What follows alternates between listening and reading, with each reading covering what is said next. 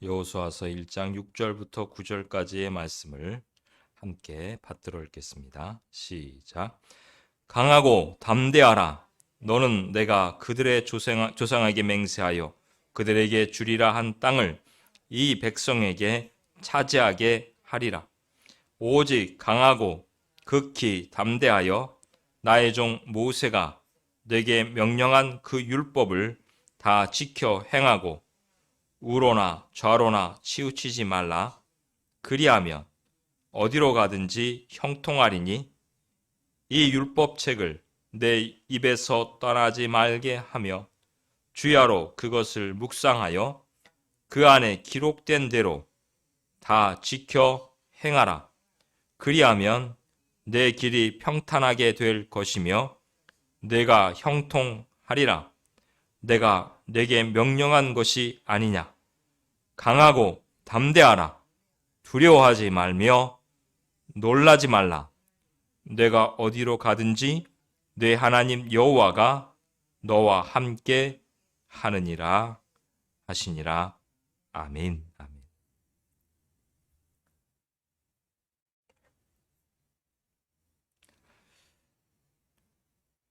우리가 살아가면서 가장 본능적으로 갖게 되는 몇 가지 감정이 있습니다. 우리의 마음에 감정이 생기는데 그 감정 가운데 하나가 바로 두려움이라는 것입니다.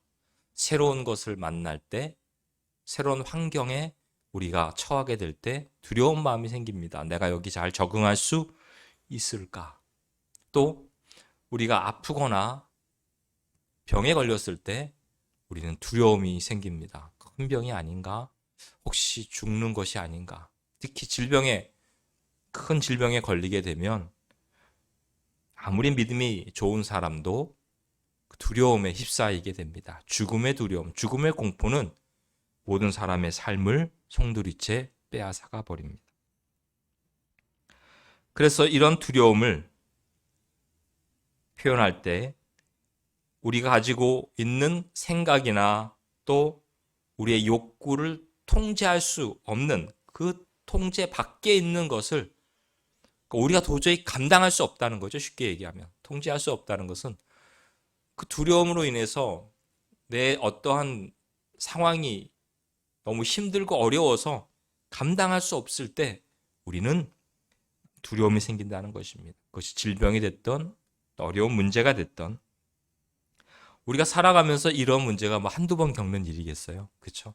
수없이 많이 우리는 두려움을 겪고 살아갑니다.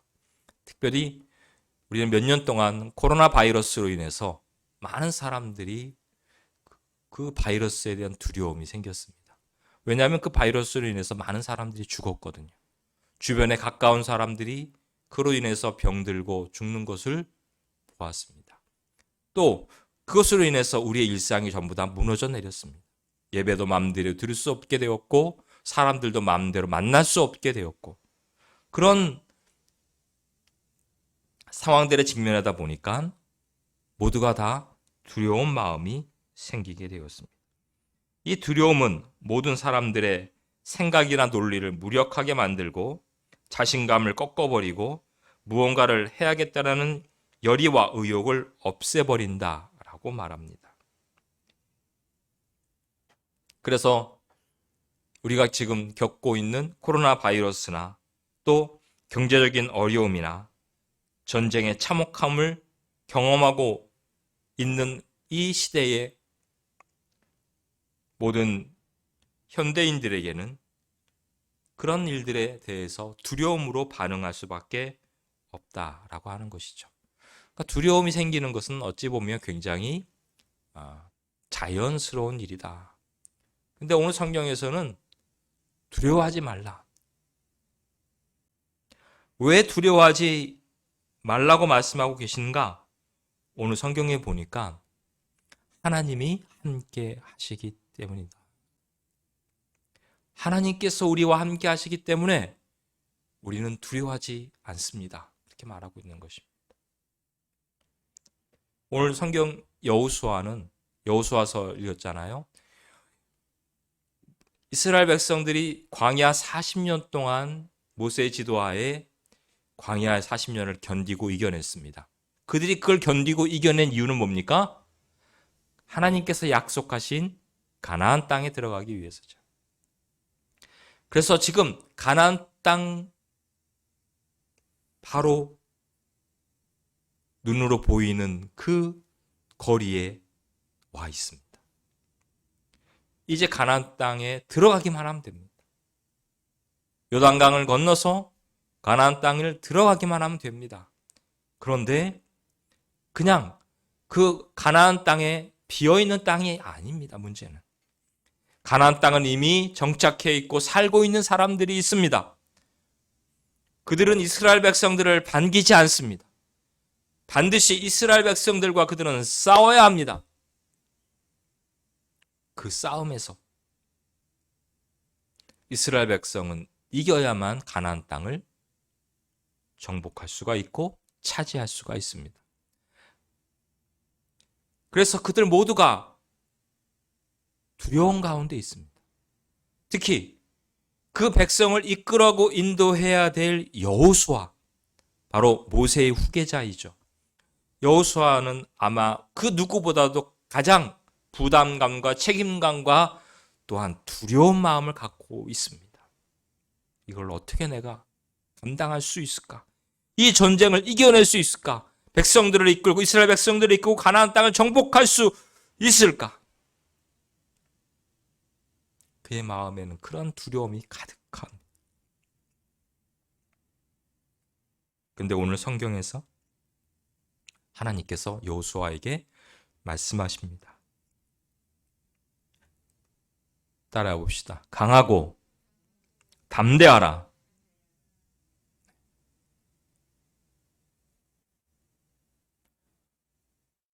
오늘 성경에서 하나님께서 여호수아에게 강하고 담대하라 말씀하고 계십니다. 왜? 내가 약속한 땅 아니냐. 내가 너에게 주겠다고 한 땅 아니냐. 하나님의 말씀은 이미 여호수아와 이스라엘 백성에게 주어져 있습니다. 지금 당장 우리 눈앞에 있는 현실은 그 땅을 건너기 위해서, 그 땅에 들어가기 위해서, 그 땅을 정복하기 위해서는 필연적으로 전쟁을 할 수밖에 없습니다. 전쟁을 하는 데 있어서 두려운 마음이 없는 사람은 없을 것입니다. 그래서 그 두려움이 있습니다. 우리가 살아가면서 우리 삶의 앞에 현실에 놓여 있는 문제들을 두려워하지 않는 사람은 없습니다. 새로운 환경에 적응할 때 두려워하지 않는 사람은 없습니다. 다 모두가 가지고 있는 어려운 문제들이 다 있습니다. 그런데 하나님께서 우리에게 약속하신 말씀이 있다면 우리는 그 두려움을 이겨내는 것입니다. 강하고 담대하게 나갈 수가 있는 것입니다. 오늘 말씀의 제목을 그래서 말씀은 두려움을 이깁니다 라고 말했습니다. 하나님의 말씀이 우리에게 주어지면 우리는 그 말씀을 의지하고 나아가서 두려움을 이겨내고 이스라엘 백성들이 가나안 땅을 정복해 나간 것처럼 그렇게 정복해 나가는 것이고 승리하게 되는 것입니다. 내가 네게 명령한 것이 아니냐? 강하고 담대하라. 두려워하지 말며 놀라지 말라. 내가 어디로 가든지 네 하나님 여호와가 너와 함께 하느니라.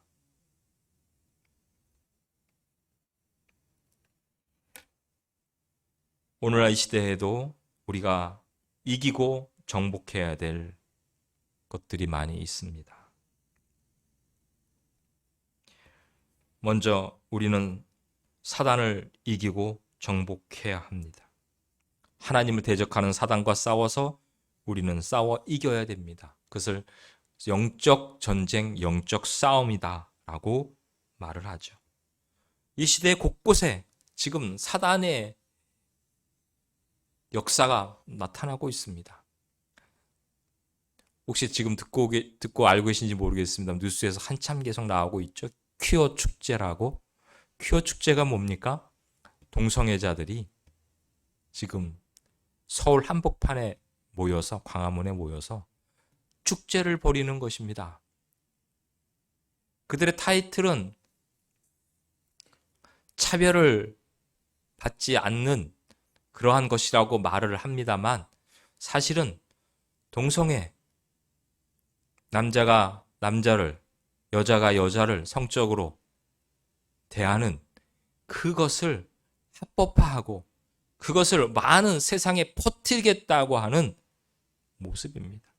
본인들만 취했을 뿐만 아니라 세상을 그렇게 만들겠다라고 하는 사단의 전략에 휩쓸려 있는 수많은 사람들이 지금 대한민국 수도 한복판에 모여서 수만 명이 축제를 벌이며 슬로건을 내세우고 있는 것입니다. 그걸 반대하면 차별하는 것이다라고 말하고 있는 것입니다. 지금 우리는 이런 세상에서 살고 있습니다. 물론 그것에 반대해서 반대하는 시위를 반대편에서 또한 벌이고 있는 것, 세상이 바라보는 시각은 어떨지 모르겠습니다만 참으로 안타까운 일입니다. 그뿐만입니까? 지금 우리 전라북도 여기 CBS 방송국 앞에서는 신천지가 지금 계속 모여서 데모를 합니다. CBS 방송국, 기독교 방송국 없어지라고 데모를 하고 있습니다. 왜? 그들의 실체를 낱낱이, 이단의 실체를 하나님을 빙자하고 거짓 선지자들, 거짓 신앙을 호도하고 앞세우는 이만희를 비롯한 수많은 거짓 선지자들의 실태를 고발하니까 그들이 모여들어서 거기에서 CBS 기독교 방송국 없어지라고 데모하고 있습니다. 이런 영적 전쟁에서 우리는 늘 그 현장 가운데 있는 것입니다. 그 가운데서 우리는 두려움도 느낍니다. 그들이 너무도 악랄하고 교묘하고 우리 기독교를, 우리의 신앙을 위협하고 있기 때문에 그렇습니다. 그러나 우리가 그 가운데서 어떻게 해야 됩니까? 우리는 담대해야 됩니다. 강하고 담대해야 되고 또한 우리는 기도해야 됩니다. 하나님 앞에 기도하는 것, 그것이야말로 오늘 이 마지막 때를 살아가는 우리가 믿음으로, 말씀으로 살아가고 승리하는 비결인 줄로 믿습니다. 이스라엘 백성들이 그 기도하는 모습은 전통적으로 계속해서 내려오고 있지 않습니다. 하나님 앞에 기도하는 모습. 근데 그들의 그 기도하는 대표적인 모습 중에 하나가 앞뒤를 흔들며 떨면서 기도하는 겁니다. 그래서 통곡의 벽 앞에 가면 이스라엘의 그 통곡의 벽에 이스라엘 백성들이 모여서 기도 많이 하잖아요.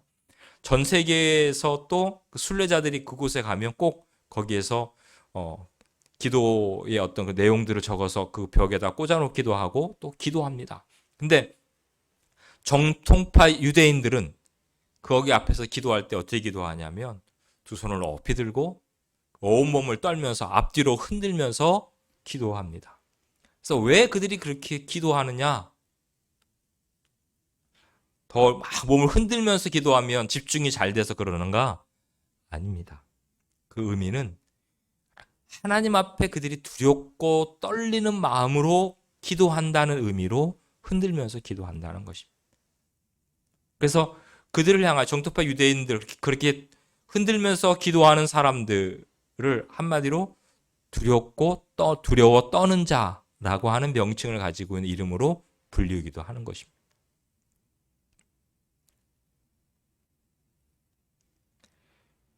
우리는 하나님 앞에 정말 두렵고 떨리는 마음으로 기도하는 사람들이 되어야 됩니다. 하나님을 두려워하고 하나님을 경외하는 사람들은 사단을 두려워하지 않고 마귀를 두려워하지 않습니다. 세상을 두려워하고 세상의 염려에 가득 차 있는 사람들, 그 사람들은 오히려 하나님을 두려워하지 않습니다. 자기 멋대로, 그리고 세상이 시키는 대로, 마귀가, 사단이 우리에게 유혹하는 대로 살아가게 되어 있는 것입니다. 우리는 하나님께서 우리에게 주신 이 말씀대로 두려워하지 않고 강하고 담대해야 되고, 또한 이러한 말들을 우리의 믿음의 사람들에게 함께 나눠줘야 되고 공급해줘야 됩니다. 역대상 28장 20절에 보면 또 그의 아들 솔로몬에게 이르되 너는 강하고 담대하게 이 일을 행하라. 두려워하지 말며 놀라지 말라. 내가 여호와의 성전 공사의 모든 일을 마치기까지 여호와 하나님 나의 하나님이 너와 함께 계시사 내게서 떠나지 아니하시고 너를 버리지 아니하시리라. 아멘. 누가 한 말이냐면 다윗이 솔로몬에게 한 말입니다. 아버지 다윗이 솔로몬에게 하나님의 성전을 예루살렘에 짓는 것을 본인이 하고 싶었지만 할 수 없었어요. 하나님께서 허락하지 않으셨으니까. 그래서 그의 아들 솔로몬에게 그 일을 맡기면서 성전 공사에 필요한 모든 도구들을, 사람들을 다 붙여줬어요. 그러면서 가장 중요한 말을 그에게 해줍니다. 그것이 뭐냐면 강하고 담대하고 두려워하지 말라. 하나님께서 이 성전 공사가 마칠 때까지 너와 함께 하실 것이다.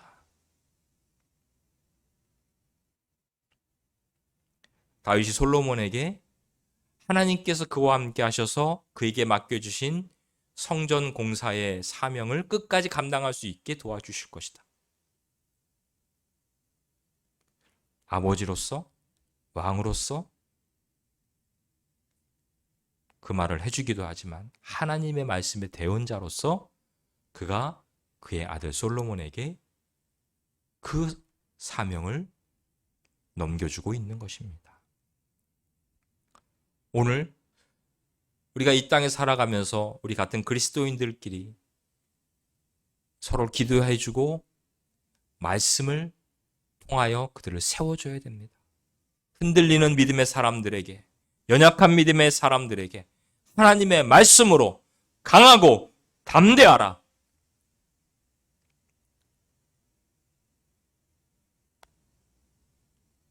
하나님께서 함께 하시고 하나님께서 우리가 끝까지 이 길을 갈 수 있도록 도와주실 것이다. 우리에겐 때때로 수많은 두려움과 염려가 있지만 하나님께서 함께 해주시면 우리는 그 일을 다 감당하게 될 줄로 믿으시기 바랍니다.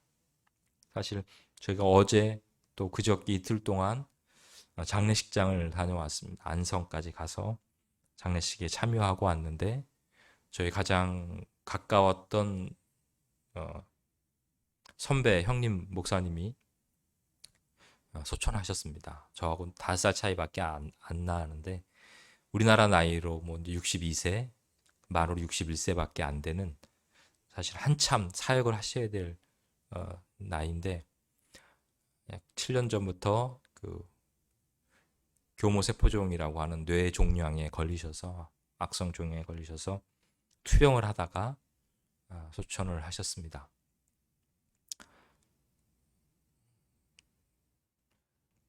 제가 같이 함께 그 지역에서 목회도 했었고 또 많은 도움도 받았습니다만 더 좀 안타깝고 아쉬운 것은 교단을 위해서나 또 한국 교회를 위해서도 정말 그